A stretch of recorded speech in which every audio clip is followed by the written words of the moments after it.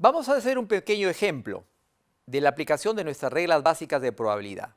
Por ejemplo, tenemos una situación donde una máquina automática llena bolsas de plástico con mezcla de frijoles, brócolis y otras legumbres, como las que nosotros encontramos en cualquier supermercado, sea el Won Cencosud, Plaza Bea o Totus.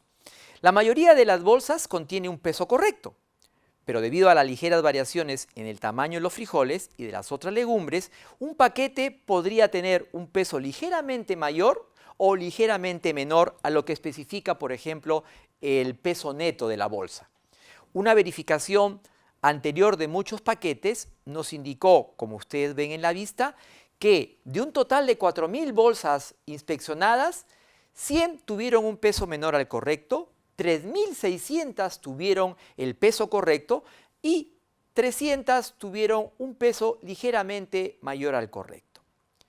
Supongamos que estamos analizando qué pasa con nuestra producción y nuestro embolsado de estas legumbres, nos podemos preguntar, ¿cuál es la probabilidad de que una bolsa seleccionada al azar de todas las que estamos empaquetando tenga un peso menor al correcto? ¿Cuál es la probabilidad que la bolsa seleccionada al azar tenga un peso menor al correcto o un peso satisfactorio? ¿Cuál es la probabilidad que una bolsa seleccionada al azar tenga un peso menor o un peso mayor al correcto? En este caso tenemos primero que identificar qué tipo de eventos tenemos entre manos. Y si vemos, estamos hablando de eventos que son mutuamente excluyentes. ¿Por qué? Porque una bolsa o tiene un peso correcto, o tiene un peso menor al correcto, o tiene un peso mayor al correcto. No puede estar en dos posiciones o en dos clasificaciones a la vez. Entonces, identificado qué eventos son y de acuerdo a las preguntas que nos hacen, sabemos que tenemos que ver o aplicar reglas que están relacionadas con la adición, con la suma. Y en este caso, la primera pregunta que nos dicen, ¿cuál es la probabilidad que el peso sea menor al correcto? Identificamos que 100 de las 4.000 bolsas tienen un peso menor al correcto. Entonces, si hacemos la división, 100 entre 4.000 nos sale 0.025. Esa es la probabilidad. La posibilidad de que nosotros al momento de extraer al azar una bolsa y esta bolsa, si la pesamos, tenga un peso menor al correcto, es el de 2.5%. Es la probabilidad que tengamos en nuestra mano una bolsa que tenga un peso menor al correcto. Las siguientes preguntas, un peso menor o correcto. Entonces tendremos que ver que basados en la regla de adición y identificados que son eventos mutuamente excluyentes, simplemente tendremos que hacer la suma de que la probabilidad que sea una bolsa con peso menor al correcto, 100 sobre 4.000, más la probabilidad de que la bolsa tenga un peso correcto, que serían 3.600 sobre 4.000. En un primer caso nos sale 0.025 más 0.90.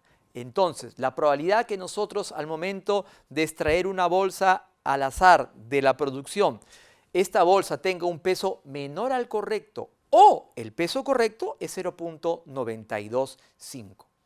La posibilidad de que nosotros, seleccionando al azar bolsas de este conjunto de la producción, tendríamos que el 92.5% de las veces obtendríamos en nuestra mano una bolsa que tiene un peso menor o un peso correcto. Análogamente, resolviendo la última pregunta, ¿cuál es la probabilidad que tengamos una bolsa que sea un peso menor o un peso mayor al correcto? Como estamos ante eventos mutuamente excluyentes, sumamos las dos probabilidades. Y en este caso, la probabilidad de que obtengamos en nuestra mano una bolsa que tenga un peso menor o un peso mayor al correcto es de 0.1. En este caso, esa tabla que hemos visto se construye basado en una regla, aparte de la regla de probabilidad, se construye basado en una de las probabilidades iniciales que hemos visto, que es la frecuencia relativa de ocurrencia. Si deseamos, por ejemplo, teniendo en cuenta las probabilidades clásicas. Si deseamos calcular una probabilidad de un mazo de cartas completamente legal, que no hay cartas marcadas, ¿cuál es la probabilidad de extraer un as o un diamante? En este caso, si nos damos cuenta, primero tenemos que identificar qué tipo de eventos tenemos entre manos. Y se va a tratar de eventos que son no mutuamente excluyentes. ¿Por qué? Porque una carta puede ser tanto un as como puede ser un diamante. Entonces, nosotros tenemos, en este caso, figuras y número de cartas. Tenemos 4 figuras que son espada, corazón, diamantes y trébol, y tenemos 13 cartas. En este caso, ¿qué es lo que vamos a hacer? Vamos a justamente trabajar las probabilidades. ¿Cuál es la probabilidad de obtener en mi mano una carta que sea un as o un diamante? Al definirla con la letra O, estamos hablando de reglas de probabilidad relacionadas con la suma. Y como son eventos no mutuamente excluyentes, tenemos que hacer lo siguiente. ¿Cuál es la probabilidad de obtener un as o un diamante en mi mano? Será igual a la probabilidad de tener un as más la probabilidad de obtener un diamante menos la probabilidad que la carta sea el as de diamantes o que sea as y diamantes. En este caso, ¿cuál es la probabilidad de obtener un as? Son 4 sobre 52 cartas que tiene una baraja, más la probabilidad de obtener un diamante, que son 13 diamantes entre 52 cartas, menos la probabilidad de obtener en mi mano la carta que sea as y diamante. En este caso solamente hay una carta. Haciendo la suma y la resta, veremos que la probabilidad de obtener el as o el diamante en mi mano es de 0.3077. Esta probabilidad se va a mantener siempre y cuando mantengamos el espacio muestral inamovible. Vale decir que el mazo, la baraja, se mantenga con las 52 cartas inalterablemente. Podemos extraer la carta y después devolverla a la baraja, porque si la extraemos y no la devolvemos a la baraja, esta probabilidad que hemos calculado ya no es válida. ¿Por qué? Porque nuestro espacio muestral ya no tendrá 52 cartas, sino tendrá 51. Veamos qué es lo que podemos hacer nosotros si trabajamos con la otra regla de probabilidad. Tenemos en este caso como parte de un programa de servicio de salud de nuestra empresa, para nuestros empleados, se ha efectuado un análisis de algunos requerimientos. Zapatos ortopédicos y el servicio dental. Y dentro de la colección de información, hemos encontrado que el 8% de nuestros empleados necesitan usar zapatos ortopédicos, mientras que el 15% necesita atenderse a un servicio dental y un 3% necesita tanto los zapatos ortopédicos como atenderse a un servicio dental.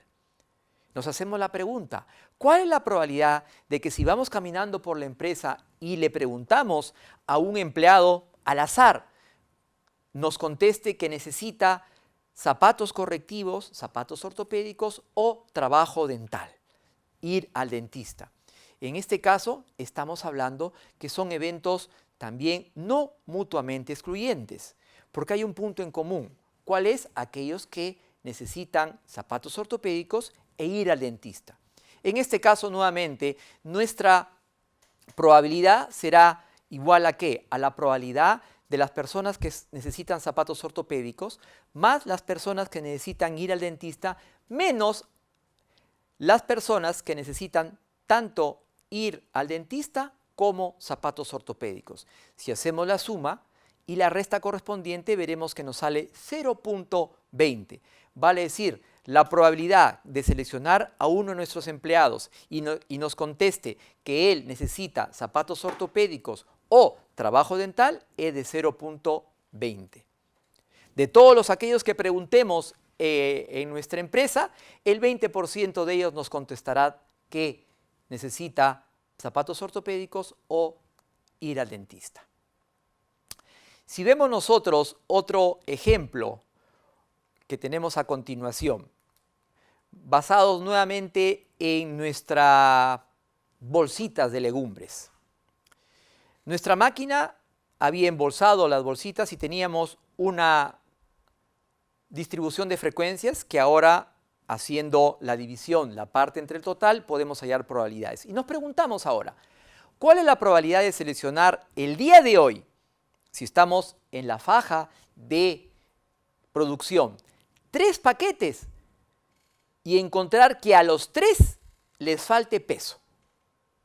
Identifiquemos qué tipo de eventos tenemos entre manos, para de acuerdo a eso establecer cuál es la regla de probabilidad que debemos usar.